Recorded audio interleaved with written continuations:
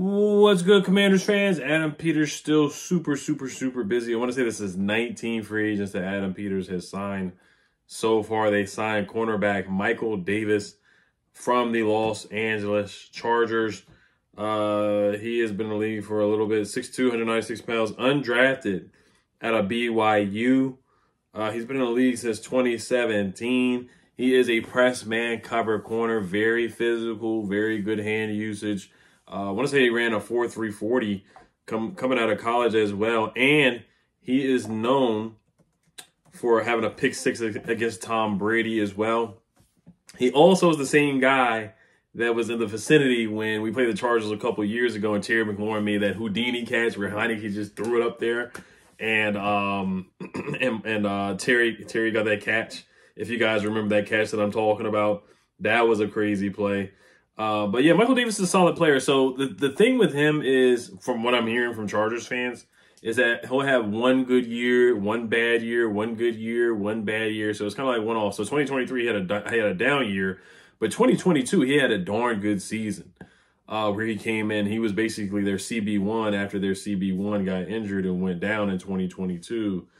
In 2022 he really stepped up and played really well. So just want to look at some of the numbers and some of the stats that I found for Michael Davis. You know, we already signed Noah I from the Cowboys, special teams guy. But Michael Davis will add him to the room with Emmanuel Forbes, Ben St. Juste. Now the quarterback room still is it's kind of mid, to be honest. I still think there's room for improvement. Of course, Adam Peters is not done yet. He has so many picks to use, but expecting a rookie corner to come in and be a CB1 or a lockdown corner definitely is tough. But we'll see. You know, Joe Witt Jr. gets the best out of guys, and he was Coach Donatel has a connection with Mike Davis as well. So that's the connection right there. A lot of players we have brought in have certainly had connections. Bobby Wagner with obviously Dan Quinn, Ken Norton Jr., of course, all the Cowboys signings, Austin Eckler with Anthony Lynn. So basically every signing has basically had some type of connection. Cleveland Farrell with Adam Peters with the Niners.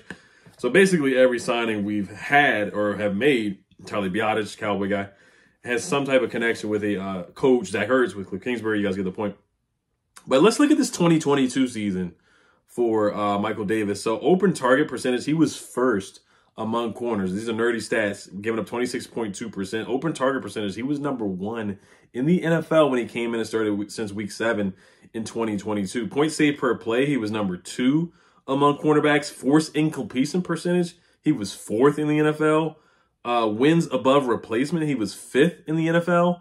Completion percentage allowed, 51.3. He was 6th in the NFL. So this guy had a heck of a season in 2022. If we can get the 2022 Michael Davis, then this is a guy that can definitely help this defense out for sure, especially under Joe Witt Jr. Yeah, 2022, 48.6 completion percentage allowed and only a 66.2 quarterback rating allowed. Played in 17 games and had 12 starts in 2022 as well. Only gave up 2 touchdowns that year. So snaps, he played in snaps, 885 snaps in 2023, 791 snaps in 2022. Couple of special team snaps, 109 in 2023, 157 in 2022 as well. So this guy can do it all, provides the versatility, but mostly known for being an outside guy.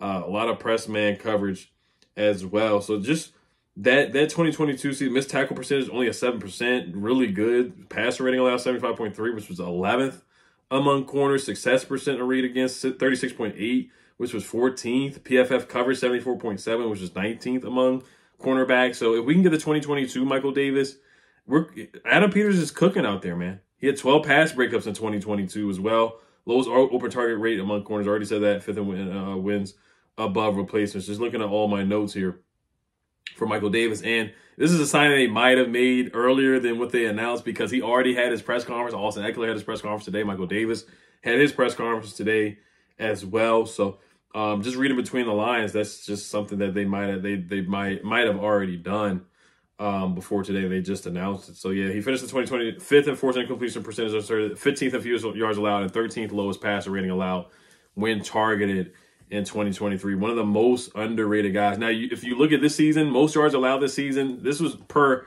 October 2nd of 2023.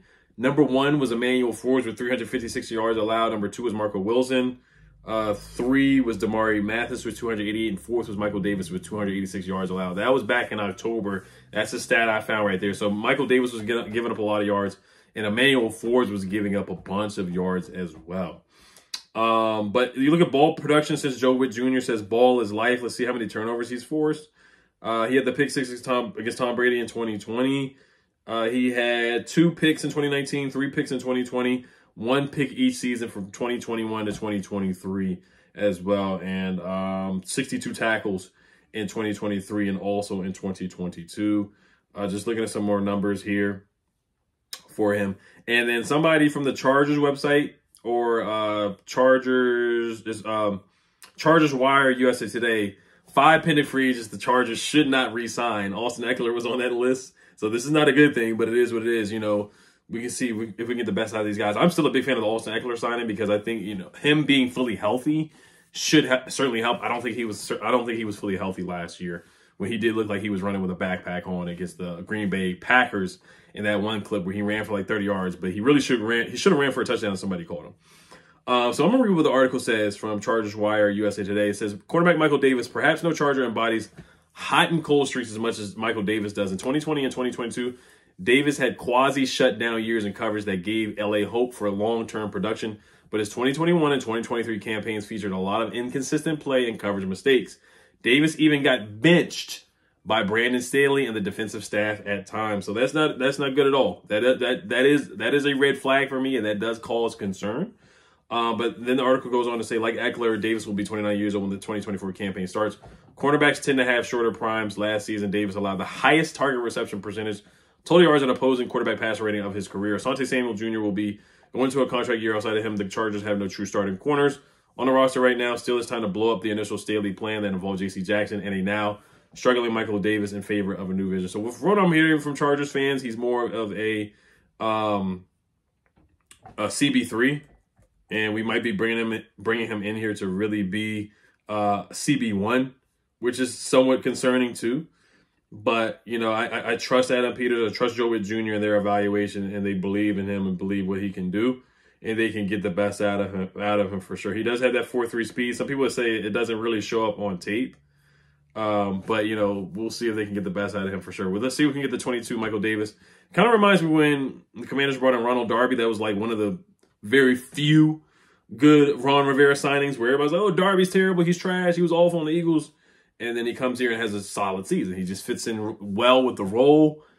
He got beat a couple times, but overall, Ronald Darby had a solid season. Pass deflections, quarterback rating allowed, stuff like that. Ronald Darby was solid. So maybe this can happen with Michael Davis, and he can come in and have that career resurgence. So we got he's an even year kind of guy. Some people are odd year guys, where they're good on odd years, they're bad on even years, but this guy is good on even years, and he's good on odd years. So let's see if we can get the best out of Michael Davis. Once again, this is another one-year deal. A lot of one-year deals by Adam Peters. So a lot of guys that, you know, it's a one-year trial, still a rebuilding team, still a recalibration, just seeing what they can get out of these guys and not having long-term attachment to anybody just yet. They want to see what they can get out of their draft picks too. I still want us to sign a left tackle. I still want a veteran left tackle in the building.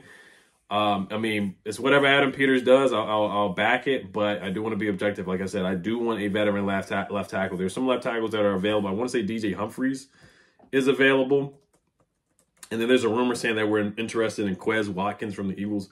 I don't know how true that is, but DJ Humphries from the Cardinals, he was released. You know, there's a connection there with Cliff Kingsbury, so we'll see if we can bring him in to be a stopgap left tackle. I would still draft a left tackle, even if we brought in DJ Humphries. I would still draft a left tackle at least in the first 3 rounds for sure. So, all right, you guys let me know what you guys think about this signing and all the other free agent signings as well. I mean, just a lot of one-year deals, a lot of that going on right now. And I will be on Rio Robinson's show tonight, so make sure you guys check it out at 8:30. Hail to Commanders. Peace.